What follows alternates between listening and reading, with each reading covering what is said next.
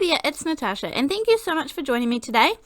Today I am going to be making a card pretty much all from scratch. However, there are lots of different ways that you are able to create this card at home with the things that you probably already have. So this is just a really basic design card using some shapes or shape dies that you have.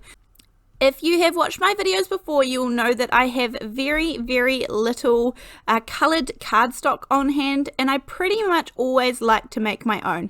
I feel like if I am going to invest in these products that I really want to get the most out of them, and that usually means using them in the most ways that I possibly can find.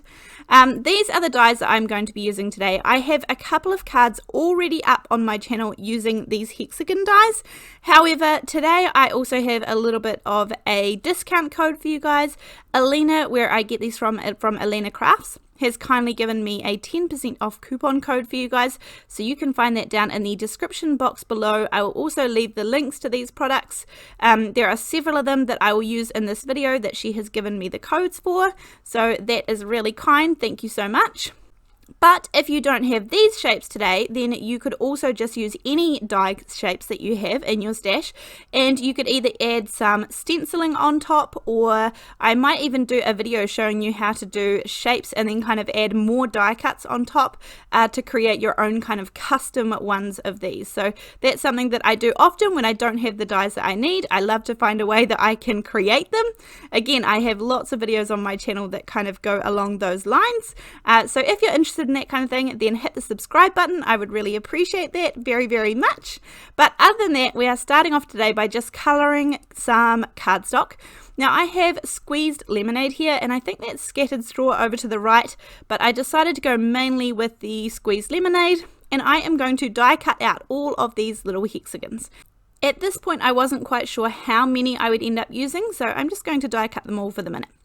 Now here is where I'm going to kind of add a little life hack. This one is not necessary, but it is a luxury, to add some stick it adhesive onto the back of this little coloured panel that I've created.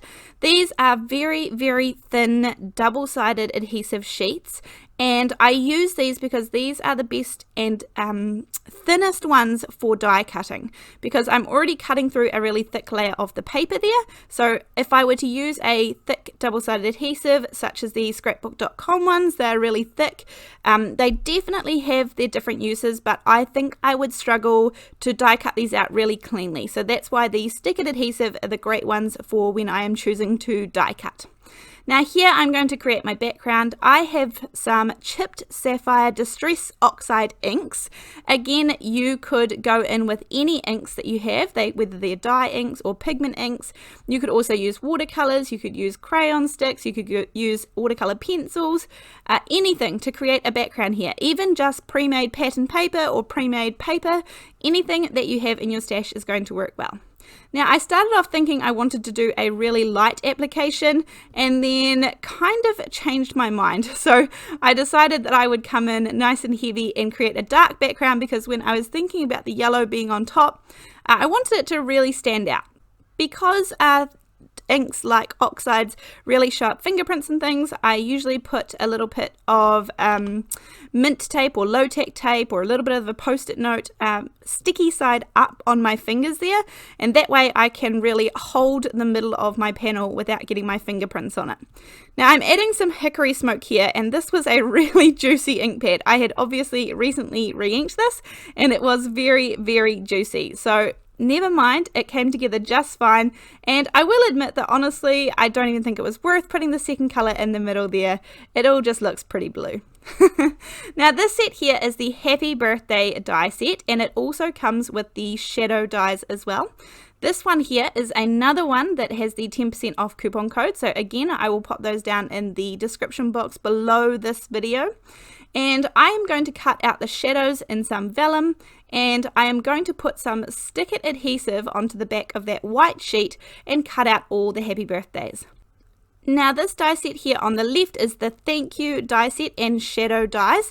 These are also in the 10% off coupon code, will work for these ones as well. Now Alina gets all of her dies and stamps. Everything is designed by a team of designers that she has. So she is a wonderful business to support, and this is a small family business that she runs.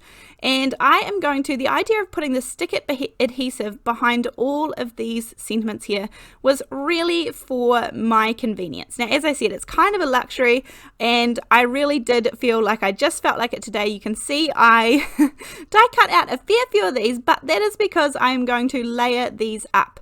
So I'm actually going to stick 2 layers on top of the shadow die, and then you'll see here that I'm going to take the birthday ones and I'm going to put 3 of these together. So the ones over on the right, this one here is going to go on top of the vellum, and this has 2 die cuts put together, and then I will do the happy and the birthday, and then the happy birthday to the left of the screen. I'm actually going to put this underneath the vellum, so this will give the sentiment a little bit of dimension. So I am remembering to put the little dot on my eye. And just because these are kind of going on backwards, I need to add a little bit of liquid glue onto the top because it only had the stick adhesive on the reverse side of these. So I add just a little bit so it's not going to squish out too much.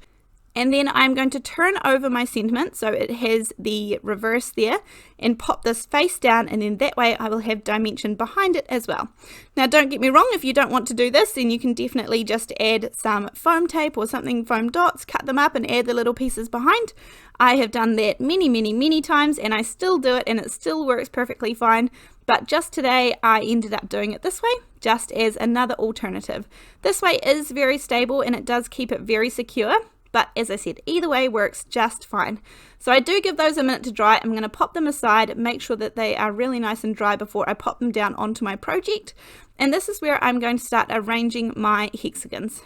You can see that there is a little bit of the backing paper to the adhesive that's still left in some of these, but that will be fine once I peel off the back, the release paper, so that will go away. It has die cut perfectly clean, and here I'm just kind of playing with the layout. I knew I didn't want them to cover up the whole background, but I just wasn't sure at this point, and it's easy and fun to have a bit of a play around and kind of figure it out.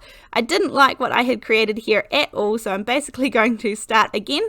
And the good thing about this is that I can line them up really nicely because all of these, well, lots of these little hexagons have a symmetrical pattern to them, so I'm able to make sure that they are nice and lined up.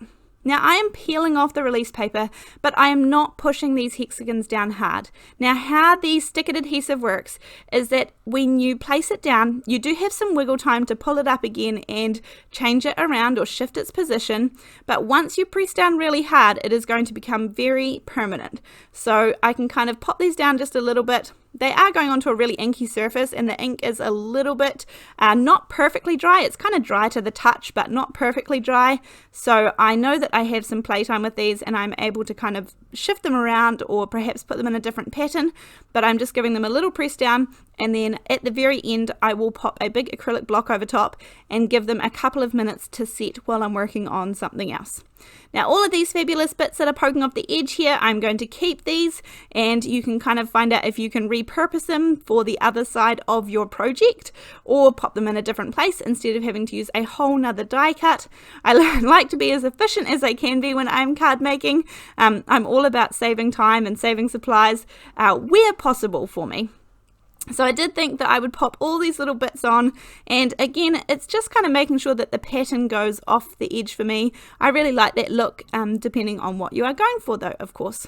So now this one down here, I kind of didn't have a choice but to use up this whole one. It did make me a little bit sad, but that's okay. And then we are going to keep this card really plain and simple because the details are really in the hexagons. I am going to add a little fine white line just around the outside as a little border. This is kind of a little bit hard to see, but when you have the card in real life, it's really easy and it just provides that extra little bit of detail. I thought about adding gems or some Nuvo drops or something like that to these, but it honestly didn't feel right. I really didn't want to take away from just having that kind of gorgeous card with the bright yellow hexagons. So I'm going to add a little bit of liquid glue on the back there. This is a 4 1/4 by 5.5 inch card base, and the little blue panel is cut down to be 4 by 5 1/4. So now all I have to do is peel the adhesive off the back of those die cuts there, because we popped the sticker adhesive on at the very beginning, and you can see I'm able to move them around and kind of get them where I want them to go. Then once they are perfectly in place, I will press them down nice and hard, and that way they are not going to move anywhere. So these are the 3 die sets that are on sale. I will pop the coupon code down in the description box below and the links to these, of course, and thank you so much for watching this video. I really enjoyed this card. I also have a couple more videos coming up using these products as well, just to help you out with some ideas, but other than that, I'll see you in the next video. Thanks, bye!